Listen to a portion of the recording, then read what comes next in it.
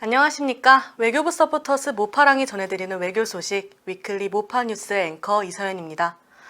오늘 모파뉴스는 한국포럼 현장 취재 특별편을 보도드릴 예정입니다. 한국포럼이란 한국일보와 더 코리아타임스가 해마다 주최하는 행사로 올해도 어김없이 지난 5월 2일 대한상공회의소 국제회의장에서 개최됐습니다. 지난 4월 2일 보도했던 인공지능의 활용이 선거의 공정성에 미치는 영향은 뉴스에서와 같이 오늘날 세계는 인공지능과 함께 빠르게 성장하고 있습니다. 이런 상황에서 K-AI 시대를 열다라는 부제목 하에 기획된 이번 2024 한국포럼에 저희 모파랑이 직접 방문하여 대한민국 인공지능의 미래를 논의하는 현장을 들여다봤습니다. 어떤 이야기가 오고 갔을지 자세한 소식 이다영 기자가 전해드립니다. 네, 이다영 기자입니다. 지금 대한상공회의소 국제회의장에서 열리는 한국포럼 현장에 나와 있는데요. 최근 분야를 막론하고 화제가 되고 있는 주제이죠. 바로 인공지능을 주제로 오늘 포럼이 개최된다고 합니다. 이번 포럼의 주제는 K-AI 시대를 열다로 대한민국 인공지능 산업과 혁신에 대해 다양한 이야기를 나누고 업계의 리더들과 각 분야의 전문가들이 모여 인공지능의 현재와 미래에 대해 논의를 할 예정이라고 합니다. 먼저 K-AI의 미래에 대해 진행되는 첫 번째 세션의 현장으로 가보도록 하겠습니다. 첫 번째 세션은 이주호 사회부 총리 겸 교육부 장관의 AI 시대 교육 강연으로 시작됐습니다. 이주호 장관은 AI 시대의 교육은 기술 변화에 대응하는 교육 혁신이 필요하다며 교육부에서는 AI 디지털 교과서 프로젝트를 세계 최초로 시도해 혁신적인 교육 모델을 실험하고 있다고 밝혔습니다. 윤정원 아마존 웹서비스 공공부문 대표는 디지털 혁신을 통한 시민 역량 강화를 주제로 강연하며 공공부문에서의 클라우드 AI의 중요성을 강조하였습니다. 브라질에서는 아마존 불법 산림 벌채 사례를 추적하는 데 인공지능을 활용하고 있으며 영국 정부는 개인이 찾기 복잡한 공공정보들을 원하는 정보만 찾을 수 있는 맞춤형 인공지능 서비스를 제공하고 있다고 전했습니다. 또한 대한민국은 BBB 코리아에서의 8,800명의 자원봉사자를 위한 20개 언어 통역 서비스를 아마존 세이지 메이커를 통해서 사용하고 있다고 덧붙였습니다. 이다영 기자 잘 들었습니다. 이렇듯 인공지능은 우리 사회의 여러 분야에 활용되어 더욱 편리하고도 풍성한 서비스를 가능하게 할 전망입니다. 현재 대한민국이 인공지능 선진국이 되기 위해 시도하고 있는 다양한 전략은 그만큼 우리나라의 인공지능이 엄청난 잠재력을 지니고 있음을 보여주는 증표입니다. 하지만 이러한 인공지능이 보편화된 시대에서는 흔히 일자리 감소에 대한 우려가 제기되기도 하는데요. 인력보다 효율적인 노동을 제공하는 인공지능으로 인해 취업시장은 물론 기업의 경영 방침도 크게 영향을 받게 될 전망입니다. 이와 관련해서 K-AI의 잠재력을 주제로 두 번째 세션이 진행됐다고 하는데요. 마찬가지로 현장에 나가 있는 이다영 기자가 이어서 전해드리겠습니다. 두 번째 세션은 이복기 원티드랩 대표의 이야기로 막을 올렸습니다.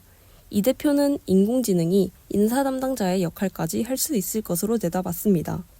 원티드랩은 인공지능 기술을 통해 구직자의 이력서를 분석하고 기업과 매칭해주는 서비스를 제공하고 있으며 이를 통해 채용 시간을 90일에서 27일로 줄이는 성과를 냈습니다. 이 대표는 챗 GPT에게 10년 뒤 AI가 나의 대표가 될 확률은 몇 %인가? 라는 흥미로운 질문을 던져 50%라는 답을 받았다고 전했습니다. 인공지능이 사람을 결정하는 데에는 능숙할 수 있지만 사람을 설득하거나 조직 변화를 주도하는 것은 여전히 사람이 더 잘할 것이라고 언급하기도 했습니다. 최재혁 니어스랩 대표는 AI 드론이 뜬다를 주제로 전 세계적으로 사회적, 국가적인 환경 변화에 따라 아날로그 산업 현장에서의 드론 활용 수요가 빠르게 증가하고 있다고 말했습니다. 또한 방위산업 부문에서 군용 드론 시장의 규모도 빠르게 성장하고 있다는 내용도 덧붙였습니다. 나아가 미국에서는 군용 드론 스타트업 기업들이 국방부와 직접 계약을 체결하여 성장 중이며 니어스랩에서도 미래 산업 현장에서 차별성을 둔 AI 드론을 제공하며 혁신에 앞장서고 있다고 주장했습니다. 두 번째 세션의 마지막 대담으로는 AI 시대 ESG 경영 다시 보기가 진행되었습니다. 전창배 국제인공지능윤리협회 이사장, 엄열 과학기술정보통신부 인공지능 기반 정책관, 이재성 중앙대학교 AI학과 교수가 모여 5가지 주제로 이야기를 나눴는데요.